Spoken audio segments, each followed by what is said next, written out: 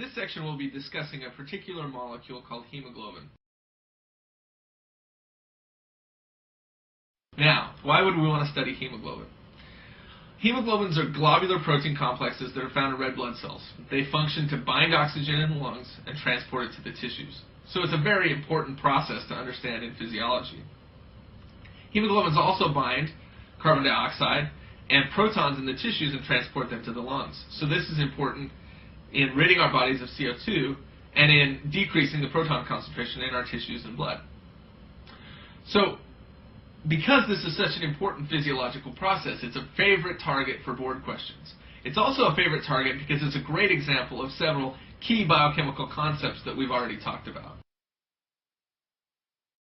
Now, why is the transport of oxygen and carbon dioxide so important? Well, every metabolic process in our cell consumes oxygen and produces carbon dioxide in some form or fashion. Every cell in our body has to have a constant supply of oxygen and a constant, reliable mechanism to rid itself of carbon dioxide. Because oxygen and carbon dioxide are gases, though, they aren't very soluble in water. They're not very soluble in plasma. So you have to have some mechanism by which you can transport them between the lungs and the tissues and back. Hemoglobin is the molecule that's responsible for that.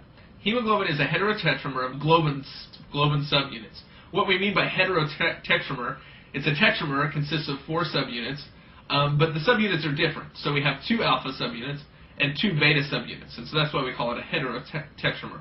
And these subunits are held together by non-covalent interaction. Each of these subunits carries a prosthetic group that's called heme, the structure of which is illustrated to the right. Heme binds an iron atom in the ferrous oxidation state, what we call iron 2+. And it's this iron atom that's responsible for binding oxygen and binding carbon dioxide. So the globin molecules hold this prosthetic group, which contains iron, which binds oxygen, and that's how oxygen and carbon dioxide are transported between the lungs and the tissues. Now there's a molecule that's similar to hemoglobin that we call myoglobin.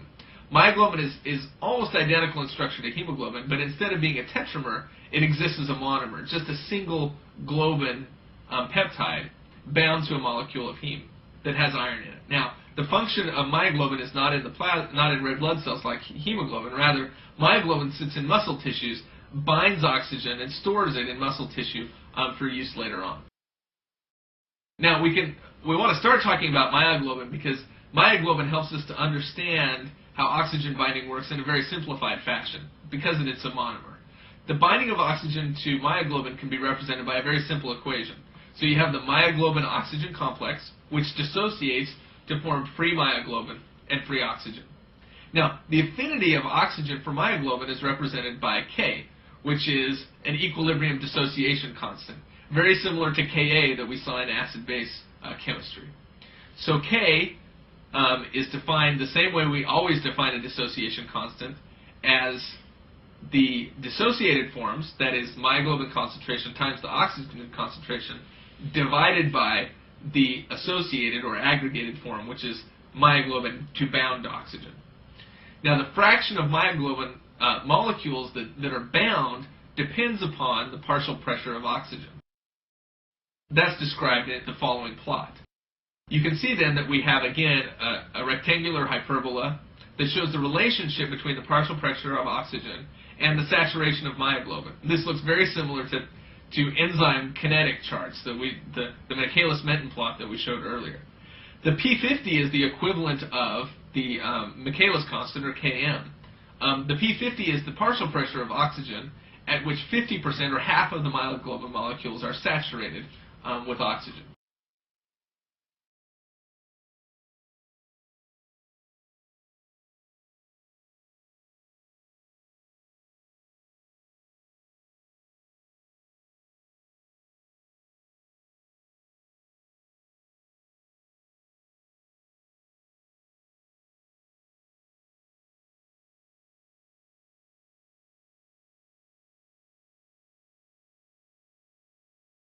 Now, the oxygen binding curve for hemoglobin is different because this is an example of allosteric cooperative regulation, similar to what we talked about for enzymes.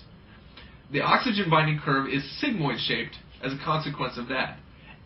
As the concentration of oxygen or the partial pressure of oxygen increases, the rate at which oxygen can bind to hemoglobin increases as well, until it reaches a certain point where it flattens off until it gets to 100% saturation.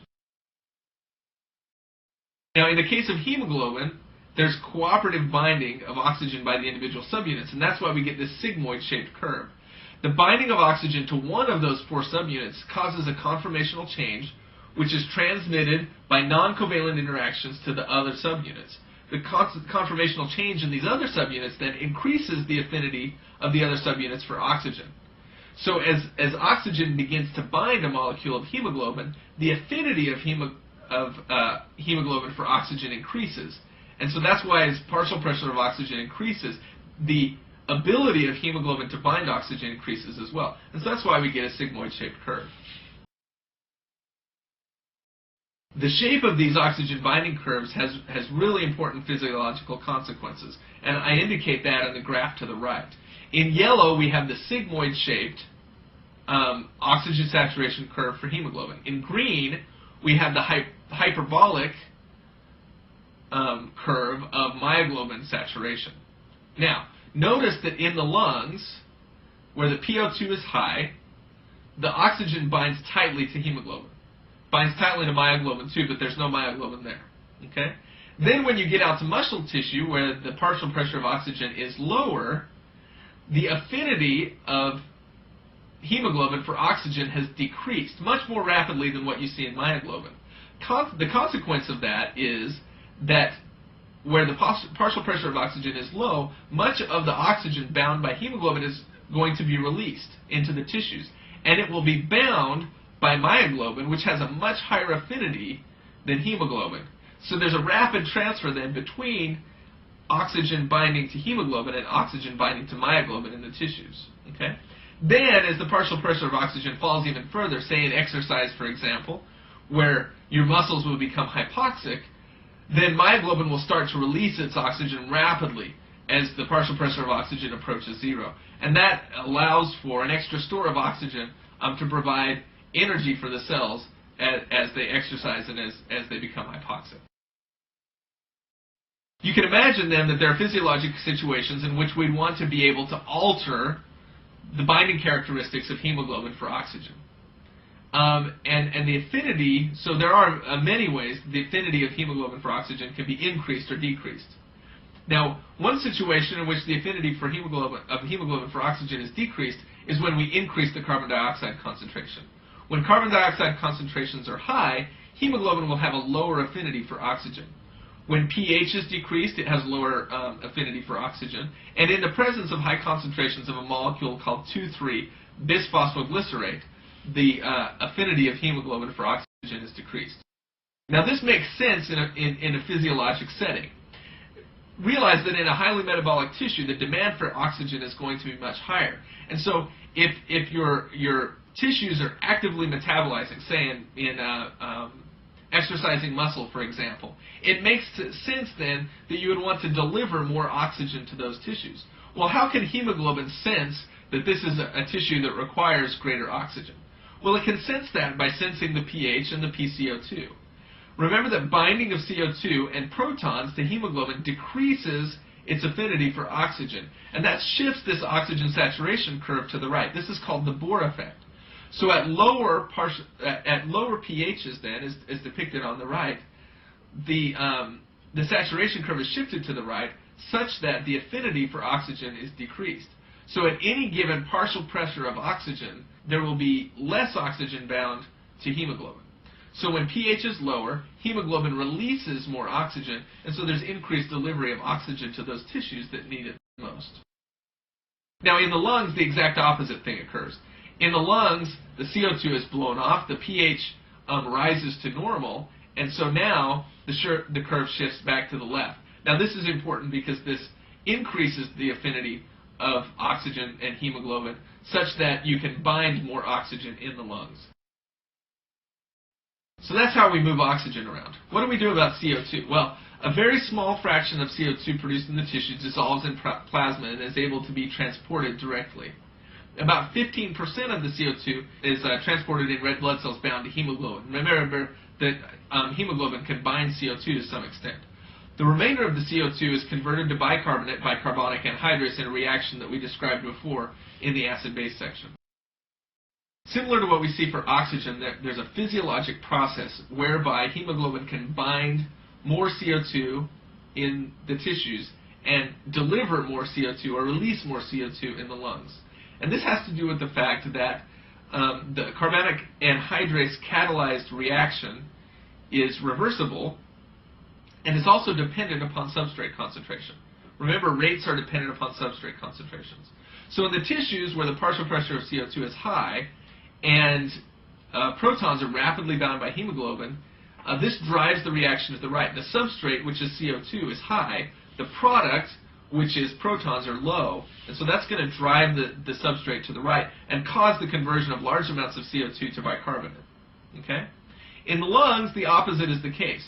In the lungs, CO2 is blown off by respiration, so the concentration or partial pressure of CO2 is low. The protons are then released from hemoglobin as it binds oxygen, and so that increases the proton concentration in the lungs. So in this case, the proton concentration is high, the CO2 concentration is low, and so the rate of the reaction is going to be driven by the high proton concentration, and it will go back to the left. Okay? Converting that bicarb in the blood back to CO2, which can be blown off by the lungs. So this is another way in which high concentrations of CO2 are converted to bicarb in the tissues and then converted from bicarb back to CO2 in the lungs in an ingenious reaction like this. There's one other thing, one other regulator of hemoglobin function that we need to talk about, and that's 2,3-bis-phosphoglycerate, or 2,3-BPG. This is a negative allosteric regulator of oxygen binding by hemoglobin, and it has a particularly high concentration in red blood cells. Now, 2,3-BPG binds to the center of deoxyhemoglobin tetramer, and it stabilizes the low-affinity conformation of hemoglobin. And what that does then is it effectively decreases the affinity of hemoglobin for oxygen, shifting the hemoglobin saturation curve to the right, as indicated in this slide. Now, this has very little effect on oxygen loading in the lungs because the PO2 is so high in the lungs that it doesn't really affect that. So under what conditions would you want the oxygen affinity, the hemoglobin affinity for oxygen to be low? Well, you want that to be the case under conditions where you need to deliver more oxygen to the tissues. For example, in conditions of chronic relative oxygen deprivation, you'll want to deliver more oxygen to the tissues, so you want the affinity of hemoglobin for oxygen to be lower. And so we see increased 2,3-BPG levels in people who live at high altitude, for example, where oxygen levels are lower. People who engage in frequent physical training, where they become hypoxic because of exercise, and as part of that physical training, the 2,3-BPG levels increase, and that individual then starts to deliver oxygen more efficiently to tissues. It also occurs in chronic hypoxia, for example, people who have chronic pulmonary diseases, like chronic obstructive pulmonary diseases.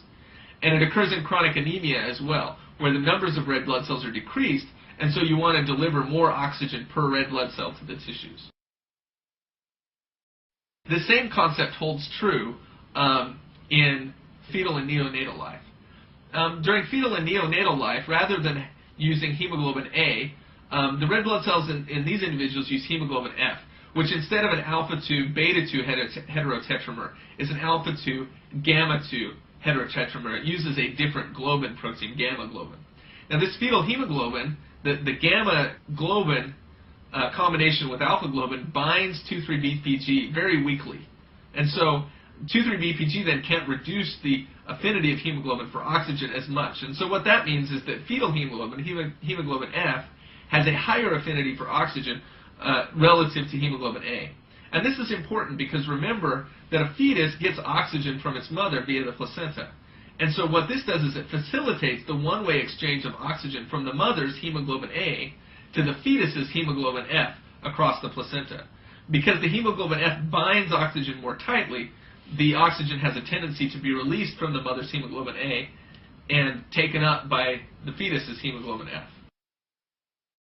Now, after birth, the relative proportion of hemoglobin F decreases as hemoglobin A increases, because once you start to breathe outside the mother, you no longer need this differential effect. Now, this is important for people with diseases like beta thalassemia that we talked about earlier. In beta thalassemia, the hemoglobin F levels will be higher, and that gives them more functional hemoglobin tetramers initially, because the gamma globin can replace the defective beta globin proteins. The proportion of hemoglobin F is also increased by a drug called hydroxyurea, and this is a good drug for sickle cell disease because hemoglobin F doesn't sickle because the defect is in beta globin. So if you're using gamma globin instead of beta globin, you're not going to have the same effect that you do with the defective beta globin. So if you give a patient hydroxyurea, it increases their hemoglobin F and decreases the frequency with which they sickle. Well, I want to illustrate some of the concepts that we've talked about in a clinical vignette. So in this vignette, we have an elderly man that presented to the emergency room from an ambulance. He was found collapsed in his home by his daughter. She had difficulty waking him up, and once he was woken up, he was very lethargic, very confused. It was a particularly cold day. He had a gas space heater running in a poorly ventilated room. You start to question him, but he's disoriented, he's very drowsy, he falls asleep, and you have to awaken him repeatedly to try to get a history from him. He says he has a bad headache. When you look at him, you notice that he's breathing very fast, he has tachypnea, and he has flushed cherry red skin and mucous membranes. And an ABG, an arterial blood gas test, shows that he has an elevated carboxyhemoglobin. What is the disease that this patient has? Well, he has carbon monoxide poisoning. Carbon monoxide is a toxic gas, and the problem with carbon monoxide is that it binds to hemoglobin with much greater affinity than oxygen, some 250 times greater affinity than oxygen does. And when it binds to a hemoglobin subunit, it has an allosteric effect on the other subunits in that hemoglobin molecule, shifting them to a higher affinity conformation.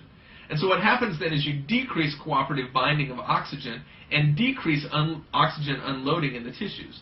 And these effects are in addition to the decreased oxygen carrying capacity that's caused by the displacement of oxygen by carbon monoxide. If you look at the hemoglobin saturation curve in an individual that has carbon monoxide poisoning, what you'll notice is instead of being sigmoid-shaped, it's now become hyperbolic shaped. Basically what you've lost is you've lost the cooperativity between subunits in an individual hemoglobin molecule, and consequently you've lost the sigmoid shape that's so important, so critical for the normal functioning of a hemoglobin molecule as we've described in this section. Where does carbon monoxide come from? Well, carbon monoxide is produced by incomplete combustion of materials. Patients who are exposed to smoke inhalation, automobile exhaust, poorly ventilated barbecues or gas heaters, or old appliances, old furnaces, for example, are at risk for carbon monoxide poisoning. And the symptoms include a characteristic cherry red skin and mucous membranes. And that's because carboxyhemoglobin has a different color, basically, than oxygen-bound hemoglobin does. And so they get really bright cherry red skin and mucous membranes. They get a headache because of decreased oxygen delivery to the brain. They get dizzy for the same reason. Confusion, seizure, coma, or death can result as a result of decreased oxygen delivery to the central nervous system. Now that's in the acute setting. You can also get a syndrome that's caused by chronic low-level exposure to carbon monoxide, and in this you get a flu-like syndrome with generalized myalgias, nausea, and headache, again caused by decreased oxygen delivery to tissues. You treat this disease by giving 100% or hyperbaric oxygen. You have to give oxygen at very high partial pressures in order to displace the carbon monoxide, which is so tightly bound to hemoglobin. And this concludes the section on